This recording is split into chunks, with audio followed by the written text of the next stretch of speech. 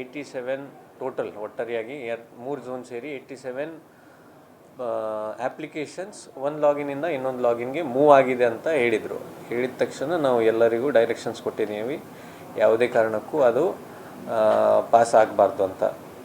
So ಈ 87 ರಾತ್ರಿ ಏನಾಗಿತ್ತು, ಅದು ಒಂದು ಲಾಗಿನಿಂದ ಇನ್ನೊಂದು ಲಾಗಿನ್ಗೆ ಹೋಗಿತ್ತು. ಯಾರು ಲಾಗಿನಿಂದ ಹೋಗಿದೆ ಮತ್ತು ಯಾರು ಯೂಸ್ ಮಾಡಿದ್ದಾರೆ, ಫೋನ್ ನಂಬರ್ ಯಾರ್ದು ಇತ್ತು, IP ಅಡ್ರೆಸ್ ಅಂದರೆ ಕಂಪ್ಯೂಟರ್ ಯಾವುದು ಇತ್ತು, ಅದು ಎಲ್ಲ ಇನ್ಫಾರ್ಮೇಷನ್ ನಾವು KMDS ಮತ್ತು NICಗೆ ಕೇಳಿದ್ದೀವಿ. ಈ ವಾರದಲ್ಲಿ ನಾವು ಕಾಂಟ್ಯಾಕ್ಟಲ್ಲಿ ಇದ್ದೀವಿ, ಈ ವಾರದಲ್ಲಿ ಕಳಿಸ್ತಾರೆ.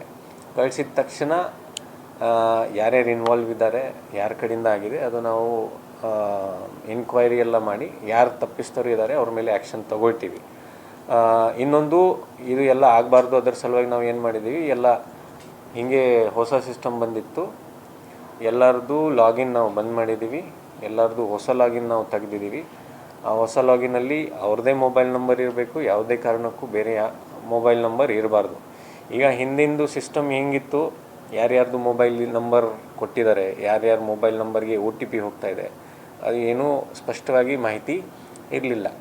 ಅದಕ್ಕೆ ಎಲ್ಲ ಲಾಗಿನ್ ಬಂದ್ ಮಾಡಿ ಹೊಸ ಲಾಗಿನ್ಸನ್ನು ನಾವು ಕ್ರಿಯೇಟ್ ಮಾಡಿದ್ದೀವಿ. ಜೊತೆಗೆ ಈ ಪರ್ಟಿಕ್ಯುಲರ್ ಪ್ರಕರಣ ಏನಾಗಿದೆ ಅದರದ್ದು ಟೆಕ್ನಿಕಲ್ ಡೇಟಾ ನಾವು NIC ಕಡೆಯಿಂದ ತಗೊಂಡು ಇದು ಮಾಡ್ತೀವಿ. ಜೊತೆಗೆ ಒಂದು ವೇಳೆ ಅದರಲ್ಲಿ ಏನಾದರೂ ಅಪ್ರೂವ್ ಆಗಿದ್ದಲ್ಲಿ ಅದನ್ನು ಗವರ್ಮೆಂಟ್ ಹಂತದಲ್ಲಿ ಅವಕಾಶ ಇದೆ. ನಾವು ಇಲ್ಲಿಂದ ಏನಿದೆ ಈ ಖಾತಾ ಅದು ಕ್ಯಾನ್ಸಲ್ ಮಾಡಲಿಕ್ಕೇನು ನಾವು ಇದು ನೋಡ್ತೀವಿ. ಟೆಕ್ನಿಕಲ್ ರಿಪೋರ್ಟ್ ಬಂದಮೇಲೆ ಸ್ಪೆಸಿಫಿಕ್ ಆಗಿ ಯಾವುದು ಅಂತ ಗೊತ್ತಾಗುತ್ತೆ. ಹೌದು. ಈಗ ನಿಮ್ಮ ಆಫೀಸರ್ಗಳ ಕಡೆಯಿಂದ ನೀವು ತಗೊಂಡಿರೋ ಮಾಹಿತಿಯ ಪ್ರಕಾರ ಲಾಗಿನ್ ಅಥಾರಿಟಿ ಇರೋದು ಜನರಲ್ ಕಮಿಷನರ್ ಅವರಿಗೆ ತಮಗೆ ಅಂತ. ಹಂಗಾದ್ರೆ ಯಾರು ಲಾಗಿನ್ ನಿಂದ ಆಗಿದೆ ಇದು ಈಗ ನಿಮ್ಗೆ ಪ್ರೈಮರಿ ಆಗಿ ಗೊತ್ತಾಗಿದೆ. ಈಗ ಆಗಬೇಕಾದ್ರೆ ಎಲ್ಲರ ಲಾಗಿನಿಂದ ಆಗಬೇಕು. ಈಗ ಒಂದು ಲಾಗಿನಿಂದ ಆದರೆ ದಟ್ ಈಸ್ ನಾಟ್ ಎಂಡ್. ಈಗ ಒಂದು ಖಾತೆ ಇಶ್ಯೂ ಮಾಡಬೇಕಾದ್ರೆ 7-8 ಲಾಗಿನ್ಸಿಂದ ಹೋಗಬೇಕಾಗತ್ತೆ. ಸೊ ಈ 87 ಬಗ್ಗೆ ಯಾರ್ಯಾರು ಲಾಗಿನಿಂದ ಹೋಗಿದೆ, ಯಾವ ನಂಬರ್ಗೆ OTP ಹೋಗಿತ್ತು, ಪ್ಲಸ್ ಯಾವ IP ಅಡ್ರೆಸ್ಸಿಂದ ಪರ್ಟಿಕ್ಯುಲರ್ ಇದು ಆಗಿದೆ, ಅದು ಎಲ್ಲ ನಾವು ತೆಗಿತಾ ಇದ್ದೀವಿ. ಜಸ್ಟ್ ವೇಟ್ ಫಾರ್ ಒಂದು ವಾರದ. ಈಗ ಇದು ಏನು ಆಗಿದೆ ಅದು ಪರ್ಪಸ್ಫುಲಿ ಏನಾದರೂ ಮಾಡಿದ್ದಲ್ಲಿ ನಾವು ಬೇಕಾದರೆ ಕ್ರಿಮಿನಲ್ ಮೊಕದ್ದಮೆನೂ ನಾವು ದಾಖಲು ಮಾಡ್ತೀವಿ, ಈ ರೀತಿ ಆಗಿದೆ ಅಂತ.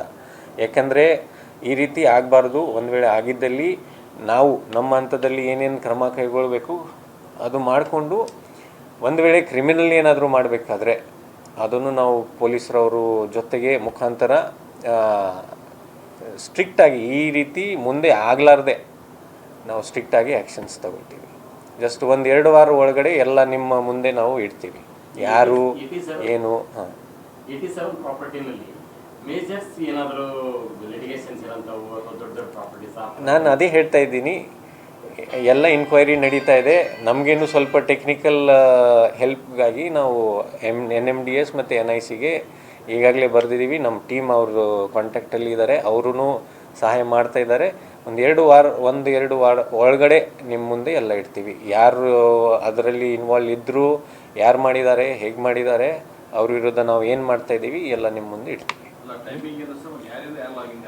ಅದು ಎಲ್ಲ ಡೀಟೇಲ್ಸ್ ಏನಿದೆ 1 ಮಿನಿಟ್ ಟು ಮಿನಿಟ್ ನಾವು NIC ಕಡೆಯಿಂದ ತಗೊಳ್ತಾ ಇದ್ದೀವಿ.